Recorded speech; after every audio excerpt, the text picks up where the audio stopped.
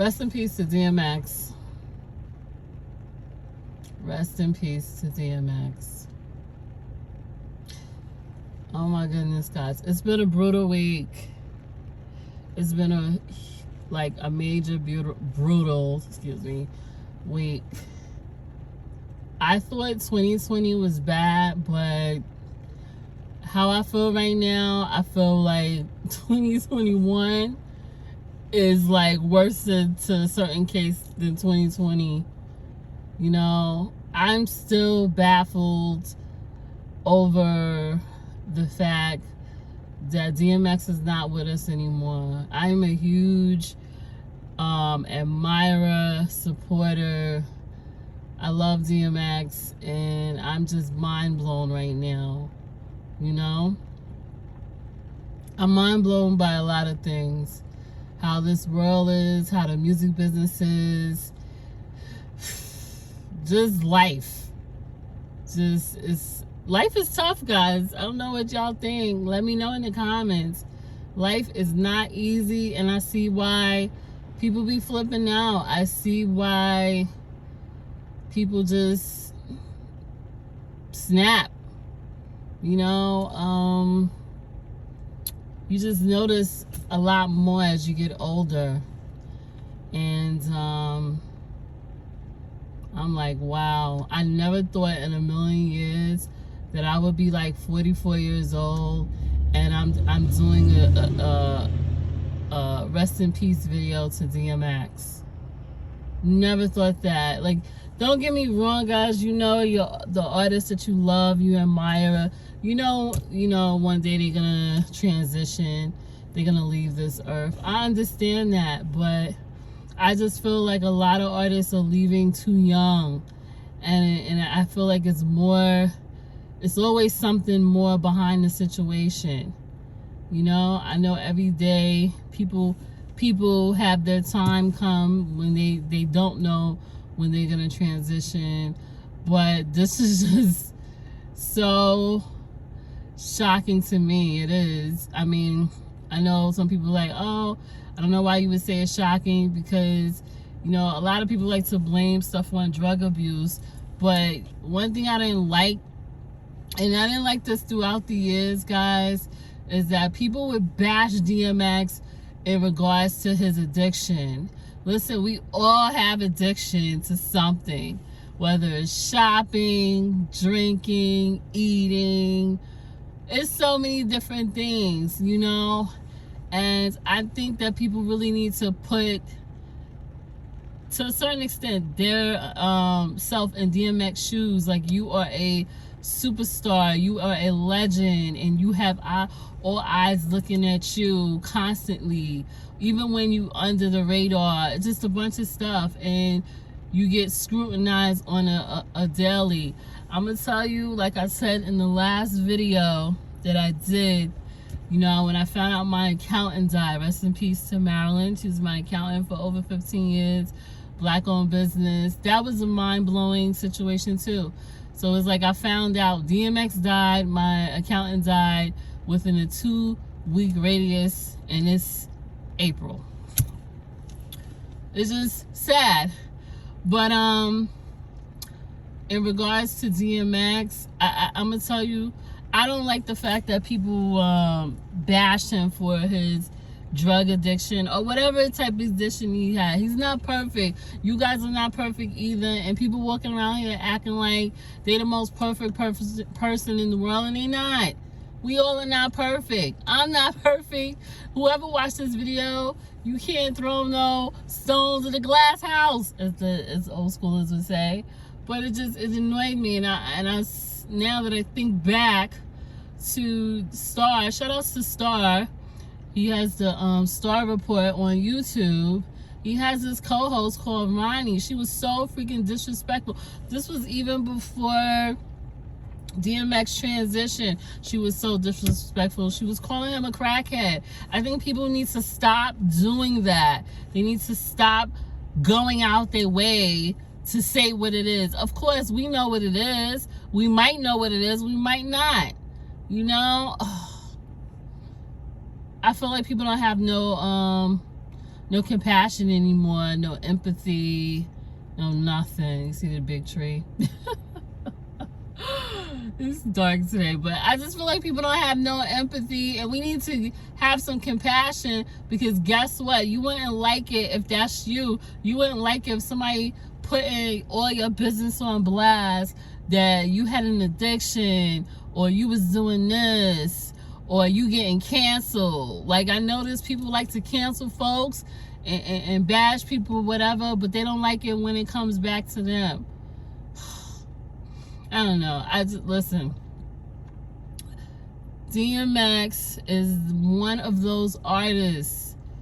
That's an artist, guys, who is super talented. He's a battle rapper. He's a lover. You know, he loves God. We can appreciate that. You know? He talked about God before, even years ago, before Kanye came on the scene. You know, but the difference between him and Kanye, and this is no knock to Kanye, is that DMX, to me, was authentic with it. He was authentic with his prayer. He was authentic with his feelings, his realities, you know, his addictions and stuff. He didn't hide anything, you know, as far as I know of, but he just didn't come off as that type of person. And let me tell you, my biggest condolences to his kids, and I think he has a fiance as well as his ex-wife. The one thing I do like, guys, is that I personally feel that if you in a situation, a relationship, and you was married to somebody, or you in a relationship period and it didn't work out, I don't see nothing wrong with why y'all couldn't still be friends, or still just have the understanding that that type of love is not there anymore, but there's always gonna be a love, you know? I feel for his kids. I was looking at that video of DMX and one of his daughters. I don't know her name. She's probably a teenager or an adult by now. I'm not for sure. But they was in this ride, and it was just so wonderful to see. I think it stopped raining. Yeah, it was so wonderful to see. And, you know, DMX is scared. She was scared. But then when he saw that she was scared, you know, he manned up and was like, it's going to be okay. And, you know, that's the type of father you want in your life. You know, that's a video I hope and I know that she will cherish for the rest of her life. Could you imagine your father is DMX and y'all going on this crazy roller coaster ride, and then he sees you all scared and he encourages you to get through it, and y'all get through it? That's amazing. That is so amazing. Excuse me. That is fatherhood right there for you. That's what people don't show with black fathers, and they don't show with DMX. And I'm happy that whoever got that footage, probably wherever he went to, they had the footage. They did that because it's just it's a moment you never can't forget and won't get back. Anyway, rest in peace to DMX. I cried.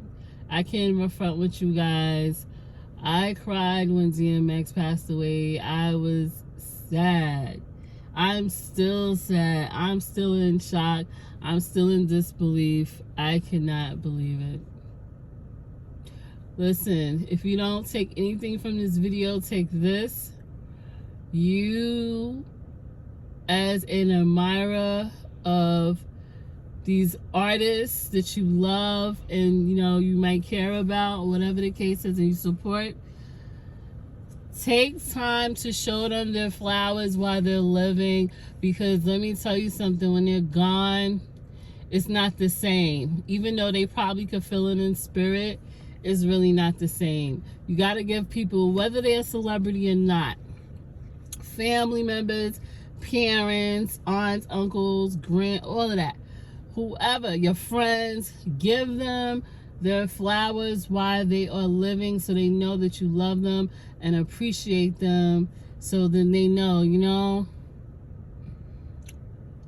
transitioning, I'm loved. You know, a lot of people, they don't know this. They don't think they're loved. They don't think no one cares about them until they're gone. And you know, unfortunately, you have fake love out there. But we don't support the fake love.